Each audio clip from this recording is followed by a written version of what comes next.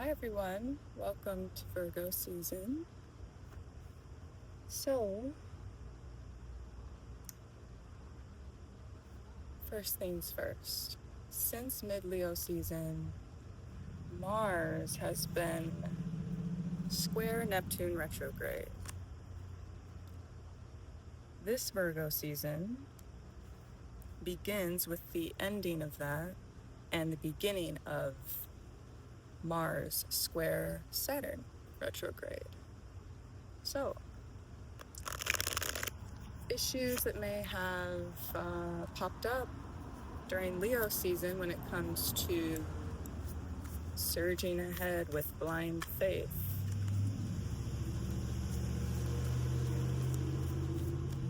Probably, most likely revealed something quite uncomfortable about the function of our personal will. So we're released from that at the start of Virgo season, and it gets traded up with Mars square Saturn retrograde.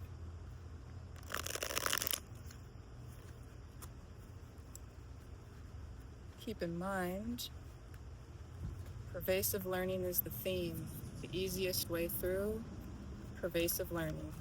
As soon as you get fixated on one way of understanding polarity or feeling into the reality in which you find yourself in, pervasive learning is the easiest way through it, especially if it's becoming grief-oriented, if it's becoming more and more riddled with mental data overhaul.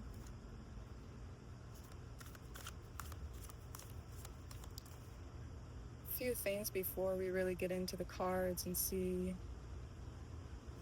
what they may want us to touch on or focus on. It is good to know that Jupiter in Leo trine Saturn retrograde, technically the day before Virgo season started. So it's already going on. Very helpful. It begins day before Virgo season and it ends pretty much around like the day before Libra season starts. So all of Virgo season, we have this Jupiter trine Saturn retrograde. Whatever is feeling a little out of whack gets organized. It gets realized, not just understood, but it becomes quite clear what we need to do, why we need to do it, and making sure we actually care about it. Because only what really matters is what needs to be in the forefront for Virgo season. So if you notice that your instincts and actions are aligning quite well, with the timing of your responsibilities, don't be surprised. A much needed restructuring of what must matter is what Virgo season is. 2026. Ooh, okay. 2 cards. Yeah, well, pretty much what I just said. Okay? Pretty clear, pretty obvious. Emperor upright, Page of Cups reversed, 7 of Cups upright. Get out of your head. So we talked about this in the Leo season reading. The need and importance, it really started with a need for being emotionally human. Virgo season is when that starts to matter because it must matter. It must matter. It's going to become increasingly and annoyingly obvious, especially during Virgo season when Mercury,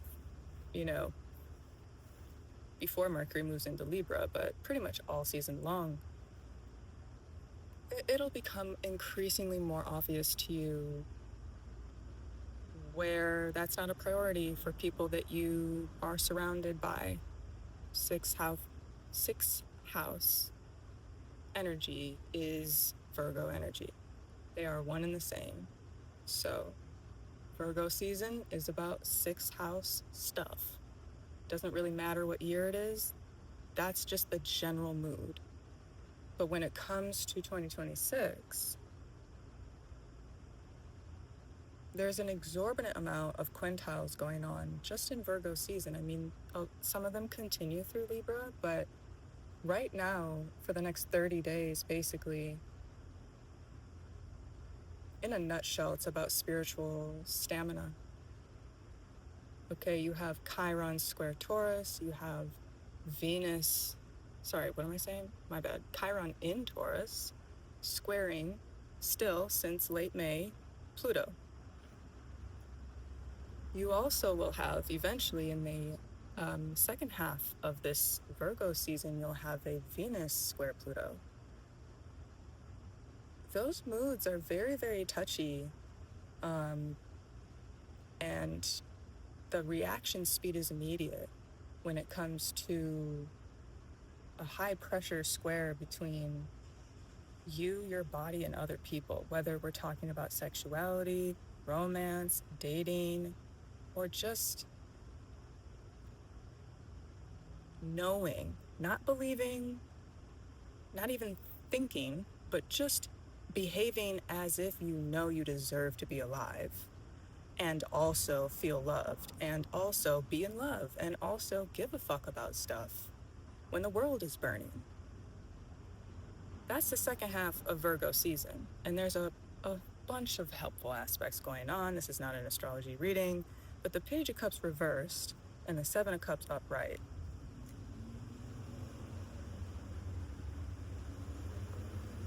I think we know where we're empty. I don't think any of us are confused. So it's no longer about being uncomfortable with being confused, because the mental data or the emotional data in the body is so overwhelmed. But now it's like, well, what do I do about it? And we can often overcomplicate it in our minds.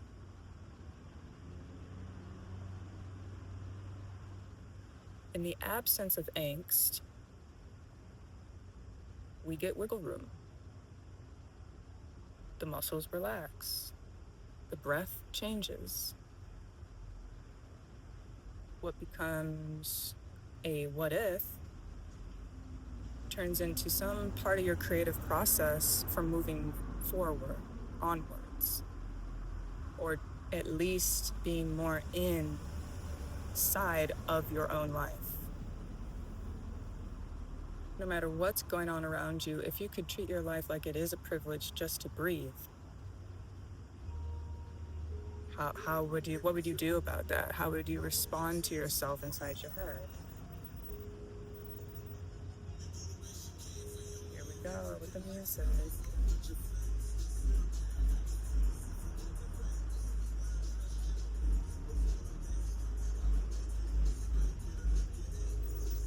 You may not be able to hear me if I keep the reading going. We do have, obviously, the lunar eclipse later. Not that much later. Pretty soon. Yep. Please don't turn another song on. You know what you're doing. Thank you. Oh my god. See? Got the dogs barking. How you behave when it comes to that Venus square Pluto it's likely going to piss people off. Like, in this moment, it's a really good example. In this moment, sixth house surroundings. You know, it's not just the neighborhood, but it's the overall everyday activity. That person plays the music that loud every time, not just once in a while.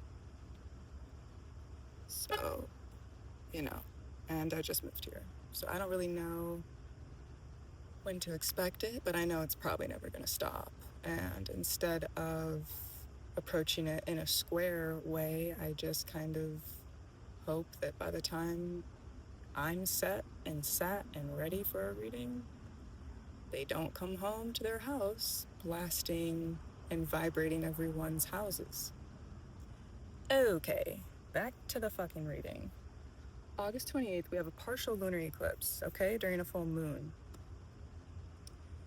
Being emotionally human is helpful and a quality skill to have because you're human and this world would love for you to forget about it.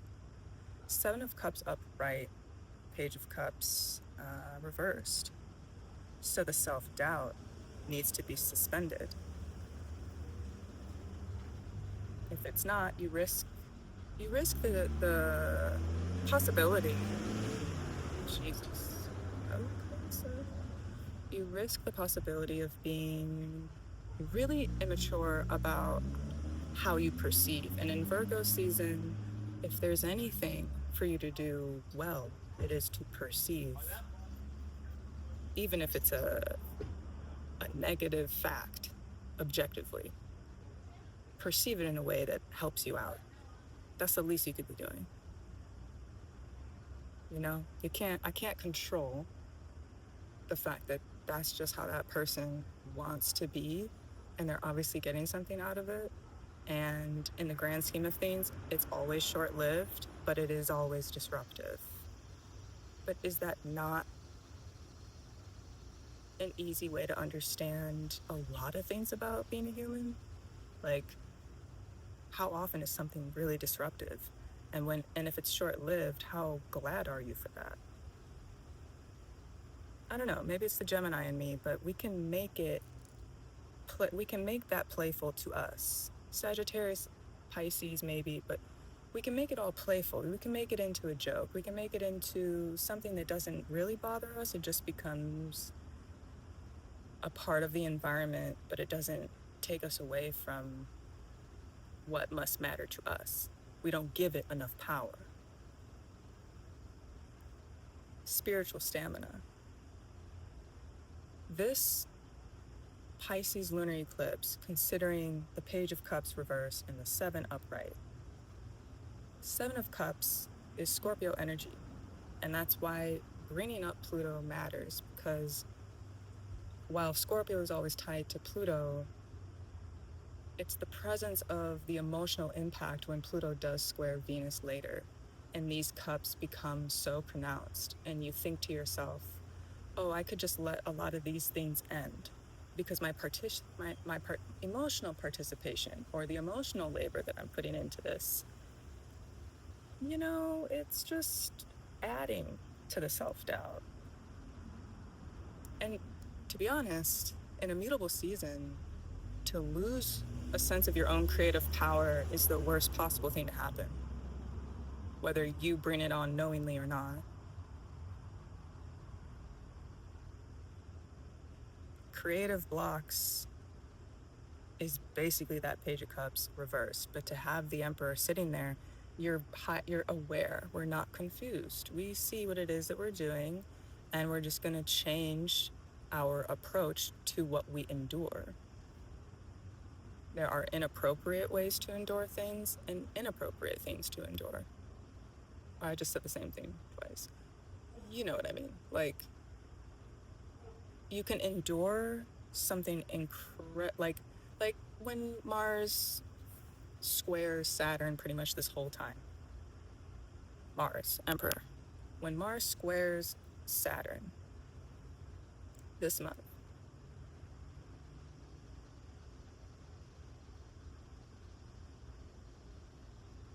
it's not lost on me that people are stuck and they feel like they can't get free from limitations.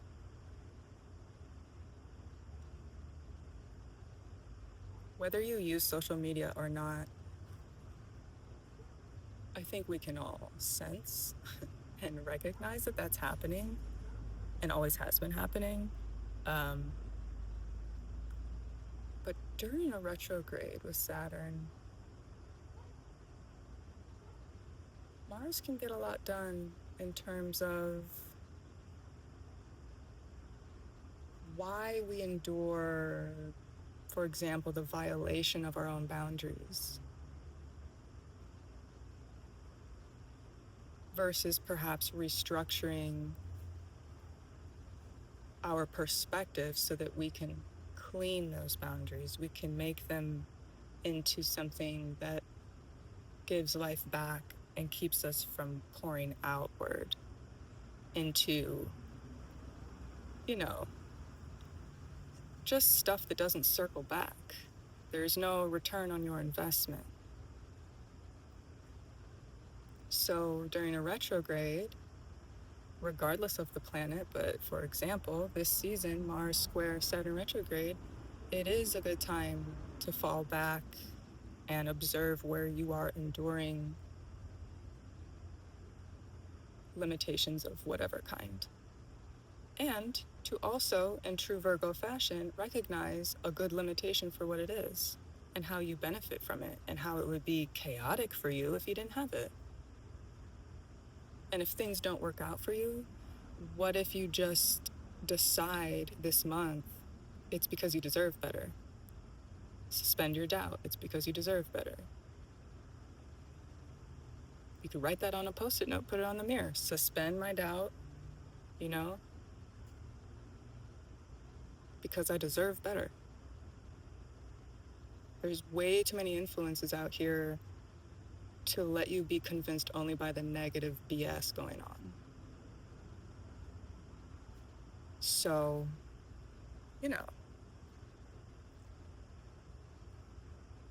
now this Seven of Cups.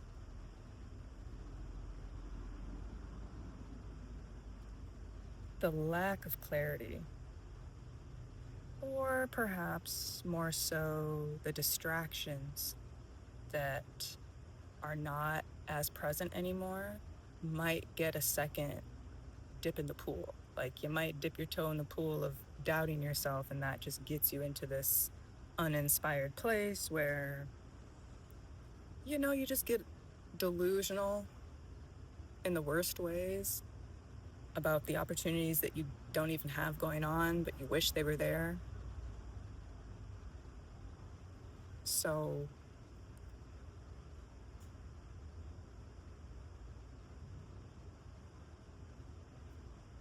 again, mental data overload, like there's so much going on in the world, but Virgo season is, astrologically speaking, proving to be a time of organization, community building, community trusting.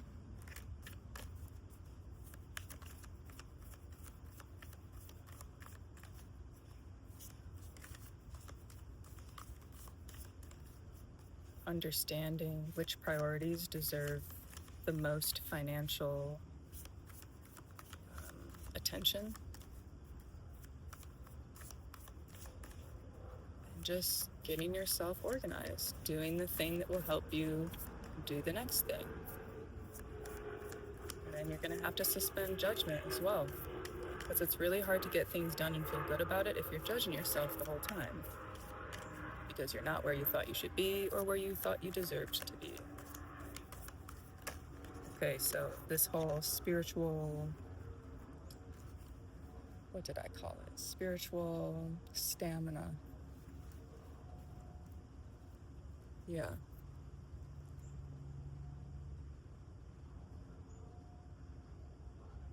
Our methods of resilience are taking center stage in whatever experiences you have for the next month. The lunar eclipse will highlight that, and then the last chunk of Virgo season is going to do the same. Reckon with your will, right? See? Yeah. Okay. Reckon with your will.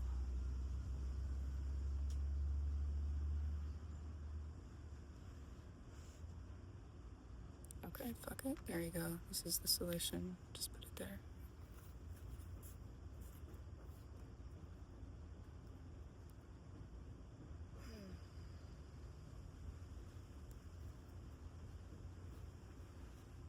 Room is made in the absence of angst. Whoever you trust is who you should travel with. You know, they go with you whether they live with you or not. The people you're tied to closely, the people you trust closely. So on a daily basis, even if you don't live in the same city, but you're in communication, telepathically or not, that's your environment inside your head. And it also colors your heart to a degree, and therefore your perception of reality. You gotta have enough good going on to not be drowned by the obvious bad. Ace of Cups is well worth your time. Always. That's spiritual stamina. If your heart was a self-fulfilling fountain of not even prophecies, but just well-being, a good, nourishing, whether it's a cleanse or a bath or a shower or a walk or a hike or whatever, you need to do what lovers do, hermit style. Lantern behavior. Take a walk with yourself without a phone. That's lantern behavior.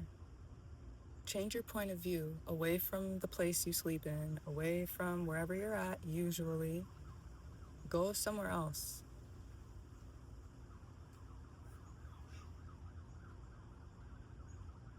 And just experience yourself being a human. If it's feeling too chaotic or it's feeling really stuffy, start to look around and clear the air. Ace of Cups.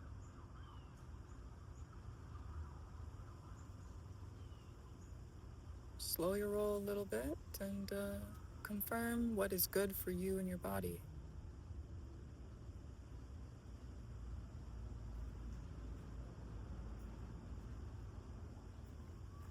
That's what matters the most. And it becomes really, really intense and obvious, you know, around, let's say, I don't know, maybe after the full moon, after the lunar eclipse. This really productive energy is kind of gathering us up out of the couch, up out of just, it's not even laziness at this point, it's just you're tired of living. There's something about life that is just over, and that alone is overwhelming us.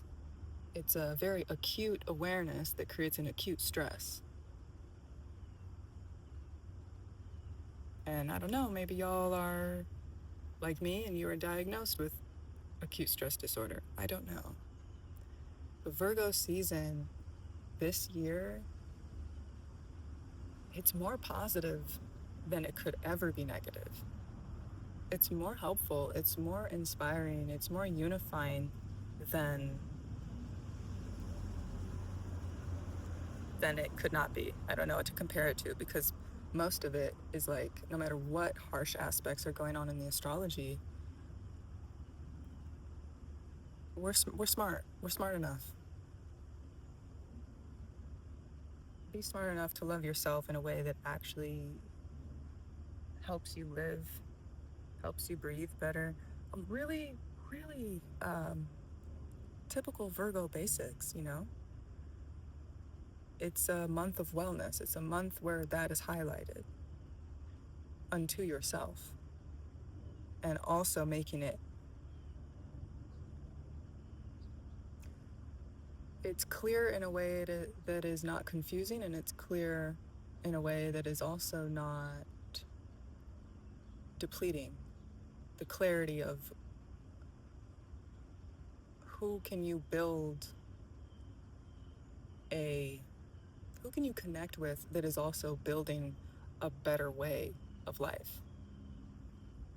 Not just for themselves, but in a way that inevitably influences whoever's around them to just be doing the same thing. in their own way, in their own lane, respectively, just quality love, quality community, quality organizing, finishing things, being so productive that it's inevitable that you finish the thing that you're really good at because the world needs it. It's very simple stuff. Like, whatever's good and well, that's what we're doing.